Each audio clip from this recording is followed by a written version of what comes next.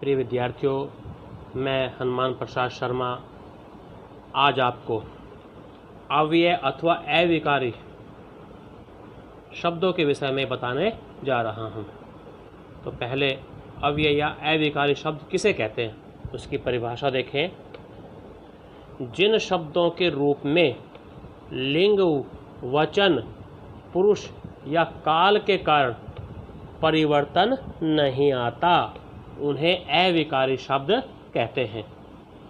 कि इनके शब्दों का कोई रूप नहीं बदलता, उसमें रूपों में कोई परिवर्तन नहीं होता। बच्चों, ये 5 प्रकार के होते हैं। पहला क्रिया विशेषण, दूसरा संबंध बोधक, तीसरा समुच्चय बोधक, चौथा विस्मयादि बोधक और 5वां है निपात। तो पहले मैं आपको आज इस वीडियो में केवल 2 अविकारी शब्दों के बारे में ही बताऊंगा। तो देखें, पहला अविकारी शब्द क्रिया विशेषण। इसकी परिभाषा देखें, क्रिया विशेषण किसे कहते हैं, इसकी डेफिनेशन देखें। जो अविकारी शब्द क्रिया की विशेषता बताएं, उन्हें क्रिया विशेषण कहते हैं।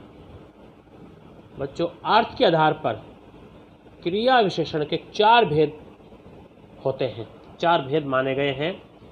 पहला है कालवाचक क्रिया विशेषण।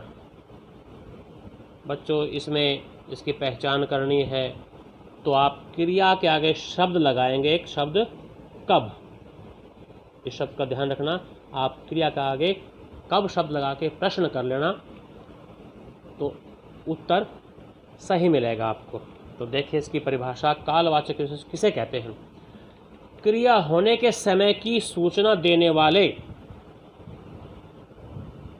क्रिया विशेषण कालवाचक क्रिया विशेषण कहलाते हैं।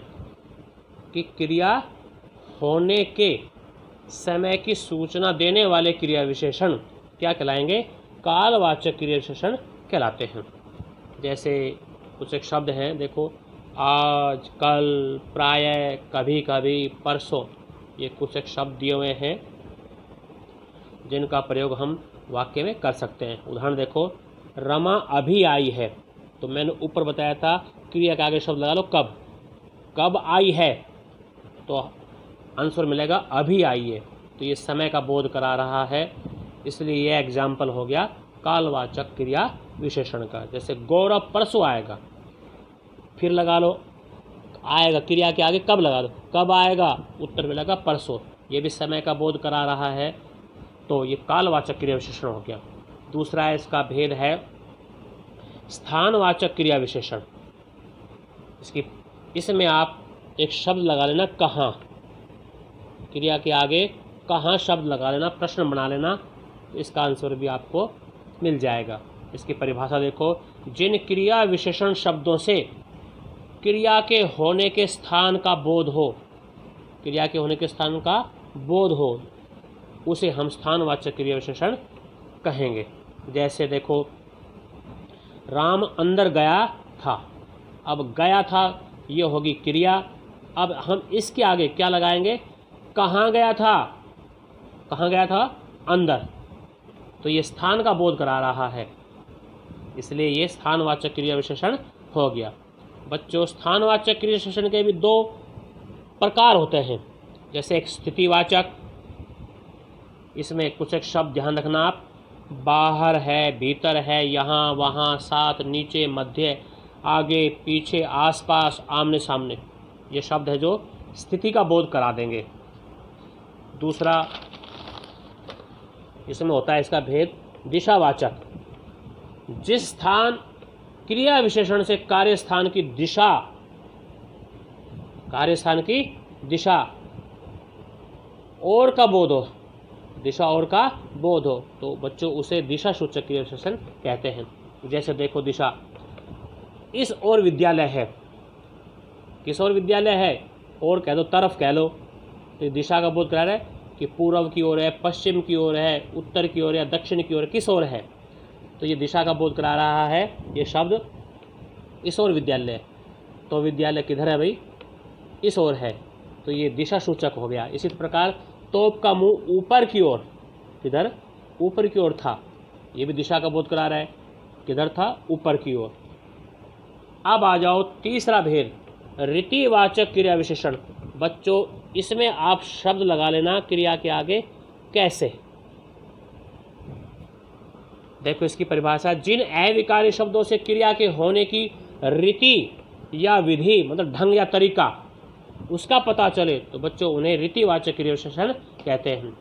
इन क्रिया विशेषण से प्रकार है, निश्चय है, अनिश्चय है, स्वीकार है, कारण है, निषेध है, इनका बोध होता है, इनके बारे में पता चलता है। निषेध आदि अनेक अर्थ प्रकट होते हैं रीतिवाचक क्रिया विशेषण में। अब इसके उदाहरण देखो, तुम झटपट वहाँ पहुँचो या वहाँ पहुँचे, तुम झटपट वहाँ पहुँचे, क्रिया है पहुँचे, पहुँचना क्रिया हो गई। कैसे पहुँचे, कैसे पहुँचे कि झटपट, उत्तर मिलेगा कैसे पहुँचे भाई, वहाँ पर झटपट पहुँचे, तुरंत पहुँचे, तो जल्दी पहुँचे। कैसे वाक्य बना सकते हो, तो कैसे क्रिया के आगे कैसे शब्द लगा लेना, तो वो ढंग है, तरीका है, झटपट, जल्दी, शीघ्र, तो ये हो गया रीतिवाचक क्रिया विशेषण। फिर दूसरा उदाहरण देखो, पूनम बहुत धीरे धीरे बात करती है, क्रिया है बात करना, इसके आगे लगा लो कैसे बात करती है, तो आंसर मिलेगा धीरे धीरे। कैसे बात करती है वो, धीरे धीरे, तो ये हो गया रीतिवाचक क्रिया विशेषण। अब चौथा जो अंतिम भेद है इसका, परिमाणवाचक क्रिया विशेषण। बच्चों इसमें क्रिया के आगे आप शब्द लगा लेना कितना या कितनी, कितना या कितनी, ये दो शब्द क्रिया के आगे लगा कर देख लेना, आंसर आपको उचित मिलेगा। देखो इसकी परिभाषा, जिन विशेषणों से क्रिया की मात्रा अथवा उसके परिमाण का बोध हो, परिमाण कहते हैं माप तोल संबंधी विशेषता, या उसकी मात्रा है कितनी है उसका बोध हो, तो बच्चों वहाँ परिमाणवाचक क्रिया विशेषण होते हैं। जैसे एग्जाम्पल देखो, कम बोलना, सुखी रहना। कितना बोलना, क्रिया है बोलना, कितना बोलना भाई, कम बोलना, कम मात्रा में बोलना, और सुखी रहना। तो जो ये शब्द आया है क्रिया तो होगी बोलना, और जो ये शब्द आया है कम, ये हो गया परिमाण। दूसरा देखो, इतना क्यों घबराते हो, तो इतना क्यों घबराते हो भाई, कितना घबराते हो, इतना क्यों घबराते हो, ये भी मात्रा का बोध करा रहा है, उसके परिमाण का बोध करा रहा है, तो ये परिमाणवाचक क्रिया विशेषण हो गया। तो क्रिया होगी घबराना, इसके आगे लगा लो कितना घबराते हो, तो इतना। अब आ जाओ क्रिया विशेषण पदों के परिचय के उदाहरण में दे रहा हूँ, नीचे देखें एग्जाम में इस प्रकार से आते हैं। पहला देखो, कल मैंने बहुत खाया, तो अंडरलाइन इसमें कल और एक है बहुत, दोनों का देखो कल, पहले कल का पद परिचय देना है, तो ये मूल क्रिया विशेषण तो है ही, मूल क्रिया विशेषण शब्द हो गए, ये लिखो ची ना लिखो, बस हमें तो इतना ही लिखना पड़ेगा कि कल, कल से अंडरस्टूड है, ये समय का बोध करा रहा है, इसलिए कालवाची क्रिया विशेषण। फिर है बहुत खाया, भाई कितना खाया या कितनी, कितना खाया, कितनी मात्रा में खाया, मतलब बहुत खाया, तो ये हो गया परिमाणवाची क्रिया विशेषण। दूसरा एग्जाम्पल देखो, आप जल्दी चलिए, माँ बहुत देर से इंतजार कर रही है, इसमें अंडरलाइन दिया हुआ है जल्दी और बहुत देर से। पहले जल्दी का देखो, मूल क्रिया विशेषण है, ये तो है। अब क्रिया के आगे क्रिया होगी चलना, भाई कैसे चलिए, कैसे जाइए, तो जल्दी जाइए, जल्दी कीजिए, तो ये हो गया रीतिवाचक, ढंग तरीका हो गया रीतिवाचक क्रिया विशेषण। फिर है बहुत देर से, बहुत देर से, ये अंडरलाइन है। अब कितनी देर से, बहुत देर से शब्द है, बहुत देर से, तो क्रिया के आगे शब्द लगा लेना, भाई इंतजार जो कर रही है वो कितनी देर से कर रही है, तो उत्तर मिलेगा बहुत देर से कर रही है, तो इसलिए हो गया परिमाणवाचक क्रिया विशेषण। बच्चों अब इसका दूसरा जो अव्यय या अविकार्य का भेद है वो है संबंध बोधक अव्यय, संबंध बोधक अव्यय। अब मैं उसके विषय में आपको बताने जा रहा हूँ। इसकी परिभाषा देखो, वे अव्यय जो संज्ञा या सर्वनाम के साथ जुड़कर उनका संबंध वाक्य के दूसरे शब्दों से बताते हैं। जो उनका रिलेशन है, जो संबंध है, वो वाक्य के दूसरे शब्दों से बताते हैं, तो बच्चों उन्हें संबंध बोधक अव्यय कहते हैं। जैसे एग्जाम्पल देखो, मेरे घर के सामने स्कूल है, मेरे घर के सामने स्कूल है, यहाँ भी संज्ञा, यहाँ भी संज्ञा, दोनों के बीच में जो एक के सामने है, ये रिलेशन बता रहा है, संबंध को बता रहा है, इसलिए ये संबंध बोधक अव्यय हो गया। अब इसके विषय में जो जरूरी बात है, जो मैंने स्टार लगा के बताई है, इसको जाने। वैसे तो क्या बच्चों, ये क्रिया विशेषण शब्द ही होते हैं, देखा जाए तो ये क्रिया विशेषण शब्द ही होते हैं, पर जब संज्ञा या सर्वनाम से संबंध बताते हैं, चाहे संज्ञा हो चाहे सर्वनाम हो, उससे संबंध बताते हैं, तो इनके आगे क्या लगाएंगे हम? के। ये विभक्ति होती है के, एक विभक्ति है से, ये संबंध कार की विभक्ति होती है, का के की, से, रा रे री, ये संबंध कार की विभक्ति होती है।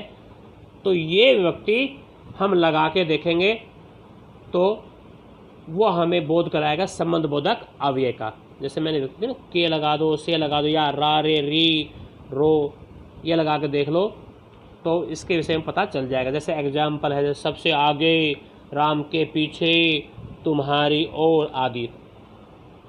अब मैंने ये टेबल दी हुई है, मैंने ये 10 जो अव्यय के भेद हैं, ये 10 मैंने यहाँ लिखे हुए हैं। इस टेबल को देख लेना और जो शब्द दिए हुए हैं उनके आगे के या से या ये रा रे री रो, ये शब्द आगे लगे मिलेंगे, उनको देखते पहचान जाओगे कि भाई ये संबंध बोधक अव्यय है। उदाहरण देखें, रसोई के अंदर बिल्ली है। अब हमें के अंदर ये संबंध बोधक अव्यय के अंदर इस शब्द का पद परिचय देना है, तो अंडरस्टूड है, मैंने प्रकार के या से या रा रे री ये लगा कर देख लेना के, तो ये शब्द आ गया के अंदर बिल्ली है। तो इसका यदि हम पद परिचय देंगे तो इतना ही लिखेंगे, संबंध बोधक अव्यय। तो बच्चों मैंने ये अव्ययकारी शब्द के 2 प्रकार थे, इसके विषय में प्रकार डाल दिया। इनको आप अच्छी तरह से देखना, समझना और इनकी प्रैक्टिस करना। धन्यवाद।